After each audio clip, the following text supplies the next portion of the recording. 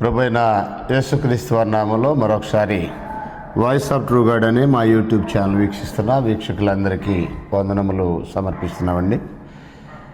ఈరోజు మరొక ప్రాముఖ్యమైన విషయాన్ని మీతో మాట్లాడాలని ఆలోచన చేస్తున్నాను. అదేంటంటే యేసు ప్రభువారు దేవుని కుమారుడు అనే ఈ అంశం మీద చాలా రకాలైనటువంటి వివాదాలు ఉన్నాయి. అయితే ముస్లింలు ఒక వాదన, యేసు దేవుని కుమారుడైతే ఆయన తల్లి ఎవరు, దేవుని భార్య ఎవరు అని ఒక వివాదం. అంటే వాళ్ళు నమ్మినటువంటి సిద్ధాంతాన్ని బట్టి, వాళ్ళ యొక్క ఖురాన్ బట్టో లేకపోతే హదీసుని బట్టో వాళ్ళు అలాంటి ప్రశ్నలు తలెత్తుతున్నాయి. తర్వాత యూదుల మధ్య యేసు దేవుని కుమారుడు అంటే రాళ్లతో కొట్టి చంపటానికి ప్రయత్నం చేశారు. యోహాను సువార్త 10వ అధ్యాయం మనం చదివితే వాళ్ళు కూడా దాన్ని అంగీకరించాల. ముస్లింలు యేసు దేవుని కుమారుడు అంటే అంగీకరించట్లేదు. అలాగే యేసు దేవుని కుమారుడు అంటే యూదులు కూడా అంగీకరించినట్టుగా మనకి బైబిల్లో కనిపించట్లేదు, వ్యతిరేకించినట్టుగానే ఉన్నారు. సరే, యేసు దేవుని కుమారుడు అంటే నేటి క్రైస్తవులు అని చెప్పుకునే వారిలో పలు రకాలైనటువంటి భిన్నాభిప్రాయాలు ఉన్నాయి. అంటే ఆయన్ని దేవుడు సృష్టికి ముందు కన్నాడు, ఆయన్ని కన్న తర్వాత ఆయనలాంటి కుమారులు కావాలని మనుషులు సృష్టించాడనేది ఒక నానుడు ఉంది.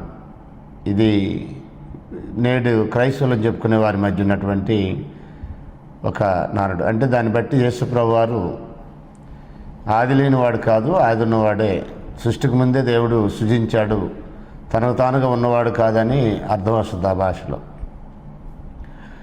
ఇకపోతే క్రైస్తవులు అని చెప్పుకునే వారిలో యేసు దేవుని కుమారుడు అంటే దేవుడు అని అర్థం అనే ఒక విషయాన్ని మాట్లాడేవాళ్ళు ఉన్నారు. అది యోహాను సువార్త 10వ అధ్యాయాన్ని బేస్ చేసుకొని మాట్లాడతారు. ఎందుకంటే యేసు దేవుని కుమారుడు అని చెప్పినప్పుడు వాళ్ళు రాళ్లతో కొట్టాలని చూశారు. 10వ అధ్యాయం 30 నుంచి కింద చదువుకుంటూ వెళ్తే యోహాను సువార్తలో, ఇప్పుడు ఏ మంచి కార్యం వల్ల మీరు రాళ్ళతో కొట్టాలనుకున్నారంటే, నువ్వు మంచి కార్యం చేయటం వల్ల కాదు, మనుషుడు అయ్యండి దేవుడు అని చెప్పుకుంటున్నావు, అందుకే మేము రాళ్ళతో కొడుతున్నాము అని చెప్పారు. అప్పుడు యూదులు దేవుని కుమారుడు అని చెప్తే దేవుడని వాళ్ళ యొక్క భావన ఒకటి వ్యక్తం చేశారు.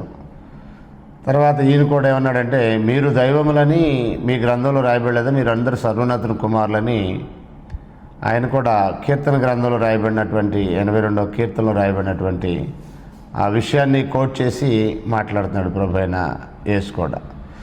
సరే, దేవుని కుమారుడు అంటే దేవుడు అనే అర్థం వాస్తవానికి యేసుకు మాత్రమే కాదు, దేవుని కుమారులని గ్రంథంలో పిలువబడిన వారందరికీ అది వర్తించుద్ది అనే విషయాన్ని ప్రభువే స్వయంగా చెప్పాడు. ఇశ్రాయేలీయులు సర్వోన్నతుని దేవుని కుమారులని, వారందరూ దైవములని మనము కీర్తన గ్రంథంలో చదువుతాం. ఒక మాట చదివినట్లయితే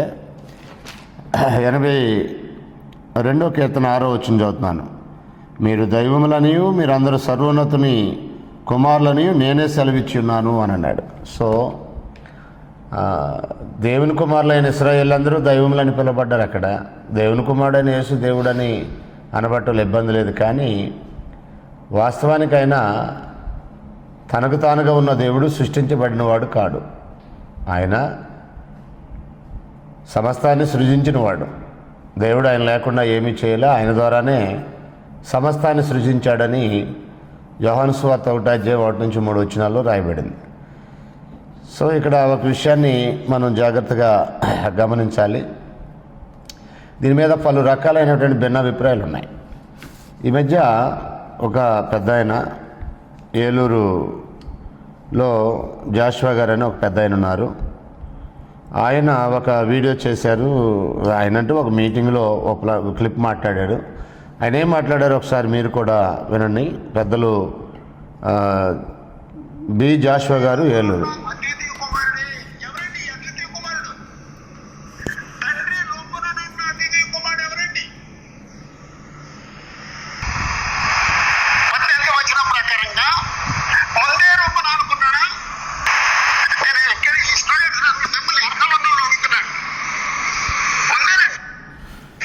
మరొకసారి పనికిమాలిన అంటాడండి. యేసు ముందు దేవుడు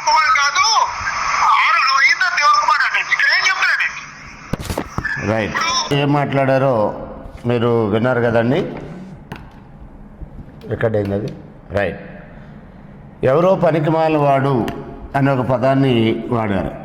మరి ఆయనకి ఎవరు చెప్పారో, ఎవరి గురించి చెప్పారో, ఎవరిని దృష్టిలో పెట్టుకొని పనికిమాలిన వాడు అని మాట్లాడారో మరి నాకైతే తెలియదు. కానీ వాస్తవానికి ఆయన వాడినటువంటి పదంలో ఆరోహణమైన తర్వాత, అంటే యేసు ప్రభు వారు చనిపోయి సమాధి చేయబడి తిరిగి లేచి తండ్రి వద్దకు వెళ్ళిన తర్వాత దేవుని కుమారుడు అని ఎవరో చెప్పారని, ఆ చెప్పినవాడు పనికిమాలినోడని జాషువా గారు మాట్లాడారు. జాషువా గారు అంటే నాకు చాలా గౌరవము. మా తండ్రి సమానులు. మా తండ్రి గారి వయసు, ఆయన వయసు కూడా ఇంచుమించు ఒకే వయసు. నేను Karnataka college of preaching and మిషన్స్లో ట్రైనింగ్ అయినప్పుడు వారు కూడా ఒక ఉపాధ్యాయులుగా మాకు వచ్చారు. నేను ఏలూరు కూడా కొన్ని క్లాసులకి వెళ్ళాను. వారు వయసులో పెద్దవారు, వారు అనుభవం అంతా కూడా నా వయసు లేదు. అంటే నాకు 49 సంవత్సరాలు దాదాపుగా. నాకు తెలిసి ఆయన సేవ ప్రారంభించే 50 ఏళ్ళు దాటిపోయింది. మరి అంత వయసులో ఉన్నవారు అంత ఆవేశంగా పనికిమాలిన వాడు అనే ఒక పదాన్ని వాడారు. మరి అదైతే నేను తీవ్రంగా ఖండిస్తున్నాను. అలాగ మాట్లాడటం సరైనది కాదు. సరే, వారు మాట్లాడింది కూడా సరైన బోధ కాదు. ఏంటి అదంటే యోహాను సువార్త 1:18 తీసి, ఎవరునూ ఎప్పుడునూ దేవుని చూడలేదు, తండ్రి రొమ్మునున్న అద్వితీయ కుమారుడే ఆయనను బయలుపరచును అని అన్నాడు. అక్కడ తండ్రి రొమ్మునున్న అద్వితీయ కుమారుడే ఆయన బయలుపరచనంటే ఎప్పుడో ఆరోహణమైన తర్వాత కాదు, సృష్టికి ముందే ఆయన కుమారుడు అని అన్నారు. సరే, సృష్టికి ముందు ఆయన కుమారుడు అయితే దాని అర్థం ఏంటి అనేది మనం చెప్పాలి. చిలక పలుకులు పలికితే సరిపోదు కదండి. చిలక పలుకులు అంటే చిలకకి కొన్ని విషయాలు నేర్పుతారు. ఎవరైనా గెస్టులు వస్తే రండి అంటది, ఎక్కడికి రావాలంటే తెలియదు దానికి. కూర్చోండి అంటది, ఎక్కడ కూర్చోవాలో తెలియదు దానికి. తిను అని అంటది, ఏం తినాలంటే చెప్పదు. దానికి నేర్పినవాడు రండి, కూర్చోండి, తినండి అదే నేర్పాడు, అవే మాట్లాడింది. అలాగే చాలామంది యేసు దేవుని కుమారుడు అంటే దేవుని కుమారుడే అని చిలక పలుకులు పలుకుతున్నారు. వాస్తవానికి యేసు దేవుని కుమారుడు అనే దానికి అర్థమేమి లేదా అని మనం ఆలోచన చేస్తే ఒక ప్రాపర్ మీనింగ్ అనేది బైబిల్లో ఉంది. దాన్ని శ్రద్ధగా దైవభక్తితో, బైబిల్ అంటే గౌరవంతో, దేవుడు అంటే గౌరవంతో, దేవుని వాక్యం అంటే గౌరవంతో, సొంత వ్యాఖ్యానాలను పక్కన పెట్టేసి ఎవరో చేసిన వ్యాఖ్యానాలని, ఎవరో చేసిన బోధల్ని, ఎవరో రాసిన పుస్తకాలని కాస్త పక్కన పెట్టి నిస్వార్థమైన హృదయాన్ని తెరిచి బైబిల్ మాత్రమే నీ విశ్వాసానికి కేంద్రంగా పెట్టుకొని చదివినట్లయితే ఖచ్చితంగా యేసు దేవుని కుమారుడు అనే దానికి సంబంధించి ఆధారాలు, చక్కటి వివరణ బైబిల్లో మనకి కనపడింది. ఈ విషయానికి వెళ్ళే ముందు కుమారులు అనే మాటకి అర్థము జన్మించినవాడు, పుట్టినవాడు, సృజింపబడినవాడు, ఏర్పరచబడినవారు, ఇలా పలు రకాలైనటువంటి భావాలు మనకి కనపడతాయి బైబిల్లో. ఆదాము దేవుని కుమారుడని లూకా సువార్త 3:38 అంటుంది. ఎలాగ దేవుని కుమారుడు అయ్యాడు అని అంటే సృష్టించిన కారణాన్ని బట్టి. దేవుడు ఆదికాండం 2:6 చదివినప్పుడు నేల మట్టితో నరుని నిర్మించి అన్నాడు. అంటే దేవుడు ఆదాము నిర్మించాడు. ఏ తల్లి గర్భం ధరించి కనటం వల్ల ఆదాము భూమి మీదకి రాలా. సో ఆదాము దేవుని కుమారుడు అంటే దేవుని చేత స్వయంగా నిర్మించబడిన వాడని అర్థం. మానవాళి అంతా కూడా దేవుని కుమారులు, దేవుని సంతానమని అపోస్తుల కార్యములు 17:29 అన్నాడు. 26 అపోస్తుల కార్యం 17 మనమందరము ఒకరి ద్వారానే సృజించబడ్డాం ప్రతి జాతి మనుషులు అన్నాడు. ఒకరి నుండి ప్రతి జాతి మనుషులు సృజించబడ్డారన్నాడు. అదే 29 ఏమంటాడంటే అపోస్తుల కార్యం 17:29 మనమందరము దేవుని సంతానమని, అన్ని జనులు కూడా దేవుని సంతానమని పౌలు ఏథెన్సులో ఉన్న అన్ని జనులతో మాట్లాడుతున్నాడు. సో అందరూ దేవుని సంతానం. తర్వాత పాపం చేసిన వారిని సర్ప సంతానం అన్నాడు బైబిల్లో. యోహాను మొదటి పత్రిక 3:8 పాపం చేయ ప్రతివాడు అపవాది సంబంధి అని అన్నాడు. యోహాను సువార్త 8వ అధ్యాయము 44 మీరు మీ తండ్రి అపవాది సంబంధులు, మీ తండ్రి అపవాది అని ప్రభువైన యేసు అన్నాడు. పాపం చేసిన వారిని దృష్టిలో ఉంచుకొని, పాపానికి దాసులైన వారిని దృష్టిలో ఉంచుకొని మాట్లాడాడు. తర్వాత మత్తయి సువార్త 3:7 వారిని సర్ప సంతానమా అని బాప్తిసమిచ్చే యోహాను సంబోధించాడు. కాబట్టి ఎలాగ సర్ప సంతానం అయ్యారంటే వాడేం సృజించలేదు, వాడేం కనలేదు. పాపం చేయించాడు కనుక పాపం చేసే ప్రతి వాడికి తండ్రి అయిపోయాడు. పాపం చేసేవారందరూ వాడి సంతానము, వాడి పిల్లలు అయిపోయారు. ఇది అదొక అర్థం. కుమారులు అనగానే, సాతాను కుమారులు అనగానే అర్థం అది పితరులు అంటే ఆదికాండం 6వ అధ్యాయంలో దేవుని కుమారులు నరుల కుమార్తెలు అనే భావన వచ్చింది. వాళ్ళు ఎలాగ దేవుని కుమారులు అయ్యారు అని మనం ఆలోచన చేస్తే, దేవుని ఇష్టాన్ని జరిగించిన వారు. ఆదికాండం 4-5 అధ్యాయాలు చదివితే దేవునికి ఉద్దేశాన్ని, దేవునికి దగ్గరగా దేవునితో నడిచిన వారిని దృష్టిలో పెట్టుకొని, భక్తులను దృష్టిలో పెట్టుకొని దేవుని కుమారులు అన్నాడు. నరుల కుమార్తెలు అంటే భక్తిహీనతను దృష్టిలో పెట్టుకొని మాట్లాడింది అక్కడ అన్నాడు. కాబట్టి దేవుని కుమారులు అంటే దేవుని ఉద్దేశాలని నెరవేర్చేవారని ఆదికాండం 6వ అధ్యాయంలో ఉన్నటువంటి భావన.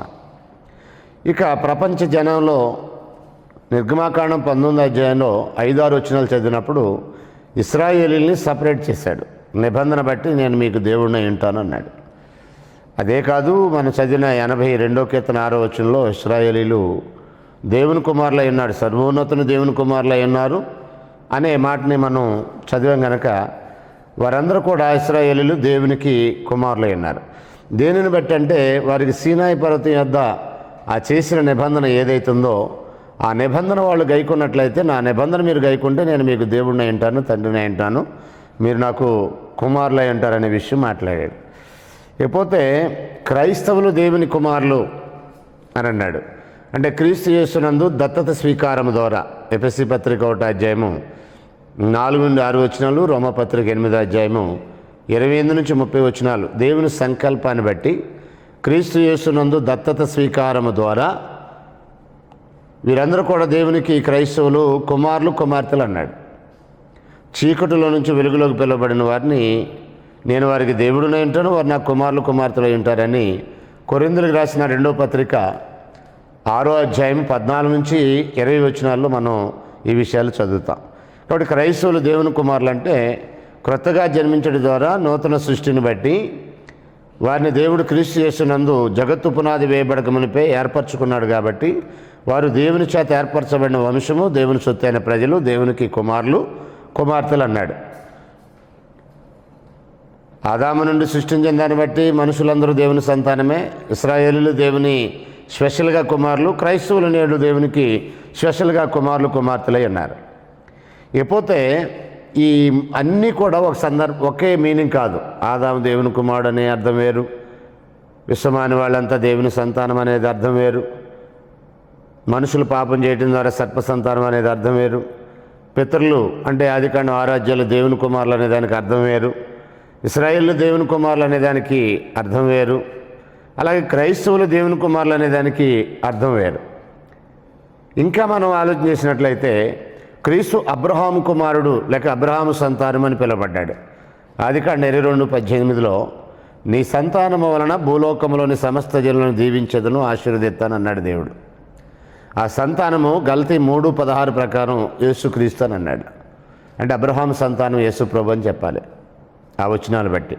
అదే దేన్ని బట్టి అబ్రహాము సంతానము అని అన్నాడంటే వాగ్దానాన్ని బట్టి ఆయన ఈ యేసు ప్రభు వారు అబ్రహాము యొక్క సంతానమయ్యాడు. తర్వాత క్రీస్తు దావీదు కుమారుడని పిలువబడ్డాడు. మత్తయి 1:1, ఇంకా రోమపత్రిక 1:7, సువార్త రచనలో పలు సందర్భాల్లో యేసుని దావీదు కుమారుడా మమ్మల్ని కరుణించమని అనేకులు సంబోధించినట్టుగా మనం చూస్తాం. అంటే దావీదు కుమారుడు ఎలాగయ్యాడు? యేసు ప్రభువారు దావీదు యేసు పుట్టక ముందే 1000 సంవత్సరాల క్రితమే చనిపోయాడు. మరి దావీదు కుమారుడు ఎలాగయ్యాడు అని మనం ఆలోచన చేసినట్లయితే యేసు ప్రభువారు దావీదు యొక్క వంశంలో ఆ గోత్రంలో జన్మించాడు. దావీదు యొక్క పురములో యోదయ బెత్లెహేములో జన్మిస్తాడని మీకా గ్రంథము 5వ అధ్యాయము 1-2 వచనాలు, అలాగే మత్తయి సువార్త 2వ అధ్యాయము 1-5 వచనాలు చదివినట్లయితే ఆయన దావీదు యొక్క గోత్రములో, దావీదు యొక్క వంశములో, దావీదు యొక్క పురములో, అదే యోదయ బెత్లెహేములో దావీదు జన్మించాడు. అదే ప్రాంతంలో అదే సెలవులో యేసు ప్రభువారు కూడా జన్మించాడు. దావీదు యొక్క చిగురు అని మనకి యెషయా గ్రంథము 11వ అధ్యాయం 1వ వచనం, ఇర్మియా గ్రంథము 23వ అధ్యాయం 5వ వచనం, జకర్యా గ్రంథము 6వ అధ్యాయం 12-13 వచనాలు. దావీదు యొక్క వేరు చిగురుగా, దావీదు యొక్క సంతానముగా ప్రకటన గ్రంథం 22:16లో కూడా అన్నాడు, నేను దావీదు యొక్క వేరు చిగురును సంతానమునై ఉన్నానని ప్రభువు మాట్లాడిన విషయం ప్రకటన గ్రంథం 22:16లో అన్నాడు. ఎలాగ దావీదు సంతానమయ్యాడు అని మనం ఆలోచన చేస్తే వంశావళిని బట్టి, గోత్రాన్ని బట్టి ఆయన దావీదు సంతానం అని పిలువబడ్డాడు. తర్వాత యోసేపు మరియల కొడుకు కుమారుడు అనబడ్డాడు. పరిశుద్ధాత్మ వల్ల గర్భం ధరించిన మరియకి ఆయన కుమారుడు అనబడ్డాడు. ఆవిడే యోసేపు గారికి ప్రదానం చేయబట్టడం వల్ల యోసేపు కుమారుడు అనబడినని లూకా సువార్త 3వ అధ్యాయము 23వ వచనంలో మనం చూస్తాం. కాబట్టి ఈ అబ్రహాం కుమారుడు యేసుప్రభు అనే దానికి అర్థం వేరు, దావీదు కుమారుడు యేసుప్రభు దావీదు కుమారుడు అనే దానికి అర్థం వేరు, యేసుక్రీస్తు వారు మరియకి యోసేపు కుమారుడు అనే దానికి అర్థం వేరు అనే విషయం మనం గ్రహించాలి. అంటే కుమారుడు అనేది ప్రతిదీ కూడా ఒకే అర్థం కాదు, డిఫరెంట్ మీనింగ్స్ ఉన్నాయి, అక్కడ డిఫరెంట్ సిచ్యువేషన్స్ ఉన్నాయి, డిఫరెంట్ భావాలను మనం ఇక్కడ చూస్తూ ఉన్నాం. ఇక అసలు విషయానికి వస్తే దావీదు కుమారుడు దేవుని కుమారుడని బైబిల్ మాట్లాడుతుంది. అది వాగ్దానాన్ని బట్టి, నిబంధనను బట్టి, దావీదుకి చేసిన నిబంధన బట్టి దావీదు కుమారుడు దేవుని కుమారుడు అనే విషయాన్ని మనం గ్రంథంలో చదువుతాం.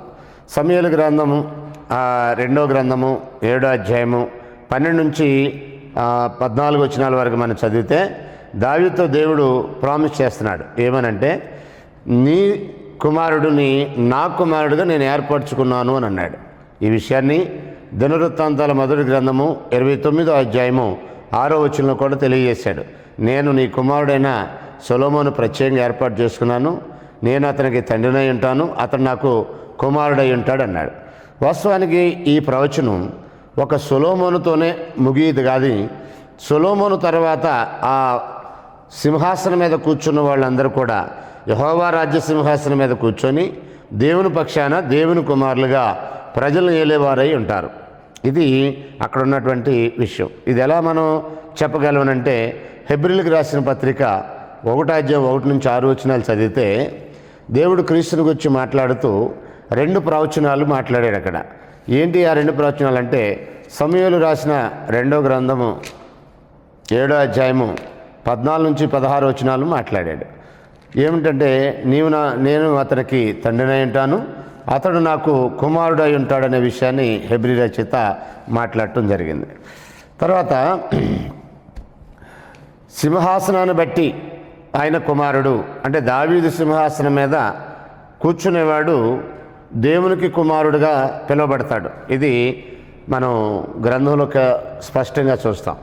2వ కీర్తనలో మనం చూసినట్లయితే 6-7 వచనాలు చదివితే, నేను నా పరిశుద్ధ పర్వతమైన సీయోను మీద నా రాజుని ఆసీనుగా చేస్తున్నాను. ఆయన రాజు అని పిలువబడ్డాడు. ఏంటి ఆ పరిశుద్ధ పర్వతమైన సీయోను అనంటే, ప్రకటన గ్రంథం 14వ అధ్యాయం ప్రకారం పరిశుద్ధ పర్వతం ఏంటంటే క్రీస్తు యొక్క సంఘము. హెబ్రీ పత్రిక 12వ అధ్యాయము 22వ వచనం నుంచి 24 వరకు చదివితే ఆ పరిశుద్ధ పర్వతం ఏదో కాదు, క్రీస్తు యొక్క సంఘము అని మనం గుర్తించవచ్చు.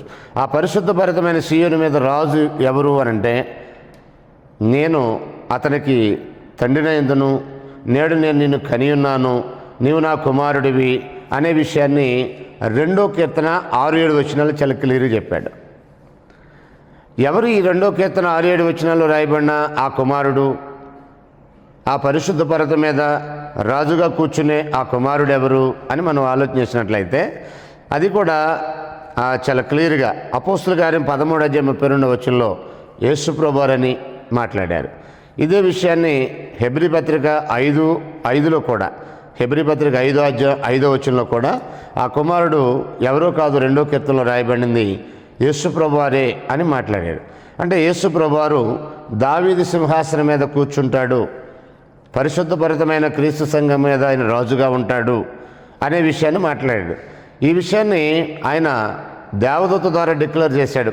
తండ్రి అయిన దేవుడు మరియ గర్భాన్ని ధరించినప్పుడు ఆ గర్భాన్ని పుట్టబోయేవాడు గొప్పవాడు అవుతాడు, సర్వోన్నతుల కుమారుడు అనబడును అని అన్నాడు. లూకాసు వార్త 1వ అధ్యాయము 32వ వచనం మనం చదివినప్పుడు ఆ వచనాన్ని ఒకసారి నేను చదువుతున్నాను చూడండి. నేను ఇప్పటివరకు నేనే ఆ విషయాల్ని మీకు ప్రస్తావించాను. ఇప్పుడైతే ఒక వచనం చదివితే బాగుంటుంది అనుకుంటున్నాను.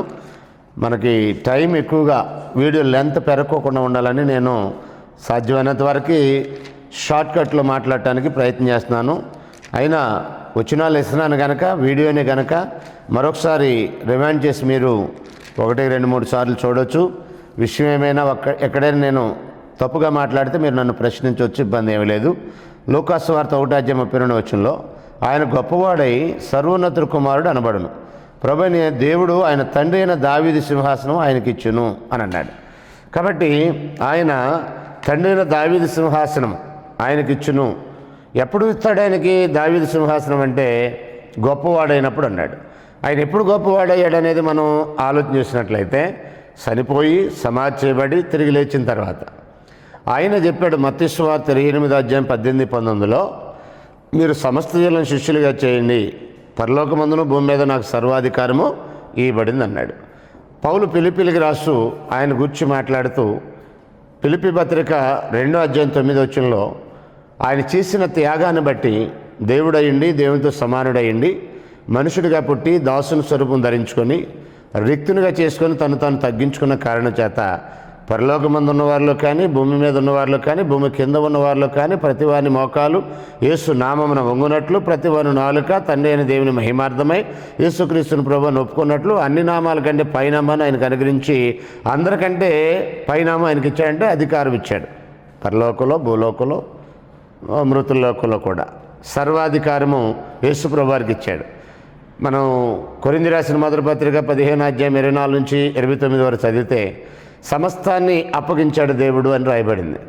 అప్పగించిన దేవుడు మాత్రం ఆయన శిరస్సుగానే ఉన్నాడు, ఆయన ఎప్పటికీ పైగానే ఉన్నాడు. కానీ అప్పగించింది ఎంతవరకు అంటే సమస్తము యేసు ప్రభువారికి అప్పగించాడు. ఎప్పుడు జరిగింది ఇదంతా అని మనం ఆలోచన చేస్తే అపోస్తుల గారి 2వ అధ్యాయం 36వ వచనంలో ఇలాగన్నాడు, మీరు సిలువేసిన యేసునే దేవుడు ప్రభువుగా క్రీస్తుగా నియమించిన అన్నాడు.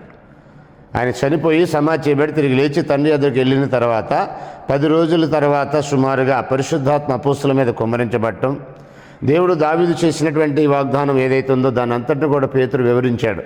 అపోస్తుల కార్యం 2వ అధ్యాయం 29వ వచనం నుంచి చదివినట్లయితే దేవుడు ఆ దావీదు ద్వారా చేసినటువంటి వాగ్దానాలు ఏవైతున్నాయో, దావీదు చేసిన నిబంధన ఏదైతుందో 89వ కీర్తన మీరు చదివితే, నేను దావీదుతో సత్యప్రమాణం చేశాను, నేను దావీదుతో అబద్ధమాడను, సూర్యుడు ఉన్నంత వరకు చంద్రుడు ఉన్నంత వరకు దావీదు సింహాసనం మీద ఒకడు కూర్చుంటాడు అని ఒక ప్రామిస్ చేశాడు. ఎవరు ఆ కూర్చునే వ్యక్తి? సూర్యుడు ఉన్నంత వరకు చంద్రుడు ఉన్నంత వరకు అంటే భూ సంబంధమైనటువంటి యూదాగోత్రంలో ఏ రాజులు కూడా సూర్యుడు ఉన్నంత వరకు లేరు. ఒక్క యేసు ప్రభువే యూదాగోత్రంలో పుట్టి దావీదు సింహాసనం మీద కూర్చొని దేవుని కుడి పార్శ్వమున ఇప్పుడు ఏలుబడి చేస్తున్నాడు. కాబట్టి ఆ తండ్రి అయిన దావీదు సింహాసనం ఆయనకి అప్పగించినప్పుడు అన్నాడు, ఆయన గొప్పవాడై సర్వోన్నతుడు కుమారుడు అనబడును అన్నాడు. ఇప్పుడు మన పెద్దలు జాషువా గారు చెప్పినట్టు లేక ఇంకెవరో విఘ్నులు చెప్పినట్టు వాళ్ళు అనుకున్నట్టుగా ఆయన సృష్టికి ముందే ఒకవేళ దేవుని కుమారుడు అయితే దేవుని కుమారుడు అనబడునేంటి? ఈ విషయాన్ని ఒకసారి ఆలోచన చేయాలి. మరొక విషయాన్ని ఆలోచన చేసినట్లయితే యేసుక్రీస్తు దేవుని కుమారుడు అంటే అక్కడ కీర్తన గ్రంథంలో 2వ కీర్తన 6-7 వచనాలు అన్నాడు, నేడు నేను నిన్ను కని ఉన్నాను అన్నాడు. ఎక్కడ నేడది? ఒకవేళ సృష్టికి ముందు ఆయన కన్నాడంటే ఆయనకి ఆరంభం ఉన్నట్టే కదా, సృష్టికి ముందే ఆది అంతం లేనివాడు కాడు కదా, అప్పుడు ఆయన సృజించిన వాడు అవుతాడు కదా, దేవుడు యేసుని సృజించినట్లు అవుద్ది కదా. కాబట్టి దేవుడు యేసుని సృష్టికి ముందే జగత్తు పునాది వేయబడక మునిపే కన్నున్నట్లయితే అంటే యేసు ప్రభువారు తనకు తానుగా లేడని, దేవుడు కంటే ఉనికిలోకి వచ్చాడని, స్వయంభవుడు కాడని, తనకు తానుగా లేనివాడని మనం పరోక్షంగా స్టేట్మెంట్ చేసినట్లే. కానీ బైబిల్ అలా చెప్పట్లేదే.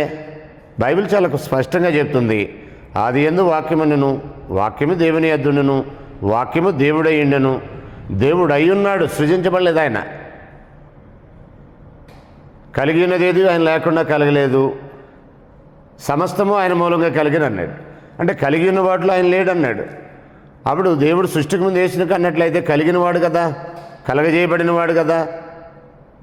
కాబట్టి బైబిల్ ఏం చెప్తుందంటే కలిగి ఉన్న వాటిలో ఆయన లేడు, కలుగజేసిన వారిలో ఆయన ఉన్నాడు. తండ్రి అయిన దేవుడు ఎలాగ ఉన్నాడో ప్రభు అయిన యేసు కూడా సృష్టిని చేసిన వాడై ఉన్నాడు. కొరింథీ మొదటి పత్రిక 8 అంటాడు, మనమును ఆయన ద్వారా కలిగిన వారము. మనకు ప్రభు అక్కడే ఆయన యేసుక్రీస్తు, ఆయన ద్వారా మనం కలిగాము, సమస్తం ఆయన ద్వారానే కలిగిని, మనము కూడా ఆయన ద్వారా కలిగిన వారము అని కూడా అన్నాడు. యోహాను సువార్త 1 యోహాను అన్నాడు 1-2 అలాగే కొరింథీ మొదటి పత్రిక 8 కొరింథీ మొదటి పత్రిక 8-7 అపొస్తలుడైన పౌలు కూడా అన్నాడు. ఆయన సృష్టించిన వాడే కానీ సృజించబడిన వాడు కాడు. కాబట్టి తండ్రి రొమ్మునున్న అద్వితీయ కుమారుడే అంటే సృష్టికి ముందు ఆయన కుమారుడైతే మరి కీర్తన గ్రంథం ప్రకారం నేడు నేను నిన్ను కని ఉన్నాను అని అన్నాడు కదా. ఆ 2వ కీర్తనలో ఆ రాయబడినటువంటి ఆ కుమారుడు యేసుప్రభుని అపొస్తలుల కార్యం 13 చాలా క్లియర్గా రాశాడు కదా. అప్పుడు యేసుప్రభు వారు కనబడ్డాడు కదా, సృజించబడిన వాడు అయి ఉంటాడు కదా. సృష్టికర్త ఎలాగవుతాడు, లేకపోతే సృష్టించిన వాడు ఎలాగవుతాడు? ఆయన లేకుండా ఏదీ సృజించలేదన్నాడు. అంటే సృజించిన వారిలో ఆయన లేడు, ఆయన ద్వారానే సమస్తము సృజించబడింది అనే విషయాన్ని మనం అర్థం చేసుకోవాలి. కాబట్టి దావీదు సింహాసనం మీద కూర్చున్నటువంటి యేసు ప్రభు వారు సొలొమోనుతో ప్రారంభమైనటువంటి ఆ సింహాసనమే కూర్చోవటం సిద్కియాతో ఎండ్ అయిపోద్ది. ఓ రకంగా కొన్యాతోనే యెరూషలేములో యూదయలో ఆ సింహాసనం క్లోజ్ అయిపోయింది. తర్వాత అది బబులోనులో అతను కొనసాగాడు సిద్కియా. ఆ తర్వాత ఇక వాళ్ళకి రాజు లేడు. యేసు ప్రభు వచ్చి మరలా దావీదు సింహాసనమే కూర్చునేవాడికి అక్కడ వారికి కొంతకాలం రాజులు లేరనే విషయాన్ని మనం గ్రహించవచ్చు. దాన్నే డార్క్ ఏజ్ అన్నారు, సైలెంట్ పీరియడ్ అన్నాడు, మౌన కాలం అని కూడా అని మాట్లాడారు స్కాలర్స్ చాలామంది. అయితే కుమారుడు అంటే దేవుని కుమారుడు అంటే యేసు ప్రభు వారు బైబిల్ ఇచ్చేటటువంటి నిర్వచనం ఏంటంటే లాస్ట్గా చెప్పేది ఇశ్రాయేలు రాజు అని అన్నాడు. నతనయేలు ఇలాగ చెప్తున్నాడు, బోధకుడా నీవు దేవుని కుమారుడివి, ఇశ్రాయేలు రాజువి అని అన్నాడు. యోహాను సువార్త 1:49 మీరు చదివితే. కాబట్టి ఇశ్రాయేలు రాజు అనే ఒక అర్థాన్ని ఇచ్చేటట్టుగా దేవుని కుమారుడు అనే మాటని వినియోగించాడు బైబిల్లో. రోమపత్రిక 1:1-7 చదివితే ఆయన శరీరంను బట్టి దావీదు కుమారుడుగాను, మృతుల్లో నుండి లేచిన దాన్ని బట్టి దేవుని కుమారుడుగాను ప్రభావంతో నిరూపింపబడిను అని అన్నాడు. కాబట్టి ఒకసారి జాగ్రత్తగా విఘ్నతతో ఆలోచన చేయండి. యేసు సృష్టికి ముందు దేవుని కుమారుడు కాడు, సృష్టికి ముందు దేవుడు దేవునితో సమానుడు అనే విషయాన్ని గ్రహించాలి. మరి ఆయన కుమారుడు అనే ఈ భావన దేని బట్టి వచ్చిందంటే దావీదుకు చేసిన వాగ్దానాన్ని బట్టి దావీదు కుమారుడు దేవుని కుమారుడు అవుతాడు. కారణం ఏంటంటే దావీదు సింహాసనమే కూర్చున్నవాడు దేవునికి కుమారుడు ఉంటాడు, దేవుడు వానికి తండ్రి ఉంటాడనే విషయాన్ని మనం చూసాము. కాబట్టి ఆ కాన్సెప్ట్లో యేసు దేవుని కుమారుడు, కానీ వాస్తవానికి సృష్టికి ముందు ఆయన దేవుని కుమారుడు అనేది బైబిల్ చెప్పట్లేదు. అది ఒక కల్పింపబడినటువంటి ఉపదేశం. సృష్టికి ముందు ఆయన దేవుడు దేవునితో సమానుడు అనే విషయాన్ని గ్రహించాలి. ఇంకపోతే మరొక విషయం ఏంటంటే క్రీస్తు లాంటి కుమారులు కావాలనే ఒక వాదన ఉంది. క్రీస్తు లాంటి కుమారులు ఉంటే ఆయన అద్వితీయ కుమారుడు కాడు. అద్వితీయ కుమారుడు అంటే దానిలాంటి వాడు ఇంకొకడు లేడు అని. తర్వాత ఆది సంభూతుడు అనే ఒక మాటను తీసుకొని ఆయన సృజించబడిన వాడనే ఒక వాదన లేవనెత్తాడు. ఆయన నూతన సృష్టిలో ఆది సంభూతుడు అని అన్నాడు. ఆయన అక్కడ మాట్లాడినప్పుడు మృతులలో నుండి లేచుటలో ఆది సంభూతుడు అనే మాట వాడాడు. నూతన సృష్టిలో మొదటి కుమారుడు జ్యేష్ఠుడు అనే పదాన్ని వాడాడు. కొలస్సీ పత్రిక 1:15-16 చదివినట్లయితే మృతులలో నుండి లేచుటలో ఆయన ఆది సంభూతుడు అన్నాడు. అంటే మృతులలో నుండి లేకముందు కాదు ఆది సంభూతుడు, మొదట లేపబడిన వాడు ఆయనే, మొదట పునరుద్ధానం అయింది ఆయనే. దాన్ని దృష్టిలో పెట్టుకొని, అంటే నూతన సృష్టిలో మొదటి వ్యక్తి ఆయన. యెషయా గ్రంథం 28 అధ్యాయం 16-17 వచనాల్లో మూలరాయి అన్నాడు, పునాది అయిన మూలరాయి అన్నాడు. కొరింథీ మొదటి పత్రిక 15:20 వచనంలో మృతులను మొదట ఆయన లేపమని, తర్వాత ఆయన వారు లేపబడతారన్నాడు. మీరు సిలువేసిన యేసునే దేవుడు మృతులను లేపెను అనే విషయాన్ని అపోస్తులు చాలా సందర్భాల్లో మాట్లాడారు. మృతుల్లోని లేపట్లో చాలామంది ఉన్నట్టు ఉండొచ్చు, కానీ ఇక్కడ పాత నిబంధనలో ఎలీషా కాలంలో ఒకరు, ఏలియా కాలంలో ఒకరు, యేసు ప్రభు కాలంలో కొందరు, అపోస్తుల కాలంలో మరి కొందరు లేపబడి ఉండొచ్చు, కానీ వాళ్ళందరూ మరలా చనిపోయారు. కానీ మృతుల్లో నుండి లేచిన వాళ్ళు చనిపోకుండా ఆరోహణ అయింది ప్రభు యేసు. అందుకని ఆయన్ని ఆది సంభూతుడు, మృతులలో నుండి లేచుటలో ఆది సంభూతుడు అనే మాటను వాడారు. దాన్ని ఫస్ట్ బార్న్ అని అన్నాడు ఇంగ్లీష్లో. అద్వితీయ కుమారుడు అనేది బిగాటెన్ సన్ అన్నాడు. దాని అద్వితీయ కుమారుడు అనేది బిగాటెన్ సన్ అంటే, ఆది సంభూతుడు అనే దానికి ఫస్ట్ బార్న్ అనే పదం వాడాడు. ఫస్ట్ బార్న్ అనగానే సృష్టికి ముందే మొదట ఈయన కన్నాడని అంటారు. అప్పుడు ఆయన సృష్టికర్త ఎలాగవుతాడు? సృజించిన వాడు ఎలాగవుతాడు? సృజించబడిన వాడు అవుతాడు కదా. కాబట్టి ఆయన సృజించబడినవాడు కాదు, తనకు తానుగా ఉన్నవాడు, దేవుడు దేవునితో సమానుడు అనే విషయాన్ని గ్రహించాలని ప్రభుపేట మీకు తెలియజేస్తున్నాను. ఆయనకి సమానులైనటువంటి కుమారులు ఇంకెవరు లేరు, ఎందుకంటే ఆయన అద్వితీయ కుమారుడు దేవునికి అనే విషయాన్ని గ్రహించాలి. సోదరులు, పెద్దలు, జాషువా గారు ఈ విషయంలో కాస్త విఘ్నత ఆలోచించండి. పంతాల పట్టింపులకు వెళ్ళకండి, ఆ వయసును బట్టి ఫీల్ అవ్వకండి. మీరు ఈ విషయంలో మారుమనసు పొందాల్సిన అవసరం ఉంది. ఎందుకంటే వాస్తవానికి యేసు దేవుని కుమారుడనే పునాది మీదే క్రీస్తు సంఘం కట్టబడింది. మీరు 50 సంవత్సరాల నుంచి క్రీస్తు సంఘంలో పనిచేస్తున్నారు, ఎప్పటికీ ఈ విషయం మీకు అర్థం కాకపోవడం నిజంగా విచారకరము. ఇంకో విషయం ఏంటంటే, మీ దృష్టికి, జాషువా గారి దృష్టికి తీసుకెళ్లాల్సింది ముఖ్యమైనది. మిమ్మల్ని నమ్మి వేల మంది, దాదాపు వందలాది మంది ప్రజలు మీరేం చెప్తే అది సత్యమని నమ్మే, గుడ్డిగా నమ్మే బ్లైండ్ ఫాలోవర్స్ ఉన్నారు. అది నిజమా కాదా, వాక్యం సపోర్ట్ చేస్తుందా లేదని కనీసం ఆలోచన చేయని వారు. వాళ్ళందరూ ఆత్మల రక్షణ మీ మీద ఆధారపడి ఉంది. కాబట్టి వాళ్ళందరూ మారుమనసు పొందాలంటే మీరు మారుమనసు పొందాలయ్యా. అదే కాకుండా మీరు ఇలా చేయటం వల్ల కొన్ని సంఘాలు కూడా చీలిపోయినాయి. హైదరాబాద్లో జాకబ్ ద్వారా పెనుగొలన సంఘం చీలిపోయింది. అలాగే వైజాగ్లో సంఘాలు చీలిపోయినాయి అంట. ఉత్తరాంధ్రలో కొన్ని సంఘాలు చీలిపోయినాయి అంటున్నారు. రాజమండ్రిలో కొన్ని సంఘాలు చీలిపోయినాయి అంటున్నారు. కాబట్టి క్రీస్తు సంఘాలు చీలగొట్టడానికి మీరు పని చేయకండి. జాషువా గారు, క్రీస్తు సంఘాన్ని కట్టడానికి పని చేయండి. క్రీస్తు ప్రభుతో కలిసి పనిచేద్దాం. క్రీస్తు సంఘాన్ని ఆయన ఇంకా కడుతూ ఉన్నాడు, అది పూర్తి కాల. మనం కూడా ఆయనతో కలిసి, ప్రభుతో కలిసి క్రీస్తు సంఘాన్ని కట్టడానికి పనిచేద్దాం. విడగొట్టడానికి, పడగొట్టడానికి పని చేయకండి. ఒకవేళ సిద్ధాంతంలో ఏదైనా ఎక్కడైనా భేదాలు ఉంటే ప్రేమతో చెప్పండి, సరిచేయడానికి ప్రయత్నం చేయండి. నేను కూడా మీకు ప్రేమతో చెప్తున్నాను, యేసు దేవుని కుమారుడు అనే దాని మీద మీకున్న అభిప్రాయం బైబిల్కి పూర్తి వ్యతిరేకం. అది బైబిల్ చెప్తుంది ఏంటంటే, యేసు దేవుని కుమారుడు అంటే ఇశ్రాయేలు యొక్క రాజు, ఆయన ప్రధాన యాజకుడు అనే దాని ప్రారంభం ఎలాగుందో, ప్రధాన కాపరు అనే దాని ప్రారంభం ఎలాగుందో, దేవునికి నరులకు మధ్యవర్తి అనే దాని ప్రారంభం ఎలాగుందో, అలాగే దేవుని కుమారుడు అనే దానికి ప్రారంభం ఉంది. ఆ ప్రారంభం ఎప్పుడంటే ఆయన ఆరోహణమైన తర్వాత, అది సృష్టికి ముందు కాదు. అది దయాలు చెప్తే చెప్పచ్చు దేవుని కుమారుడని. దేవుడు కూడా అన్నాడు ఈయన నా ప్రియ కుమారుడని.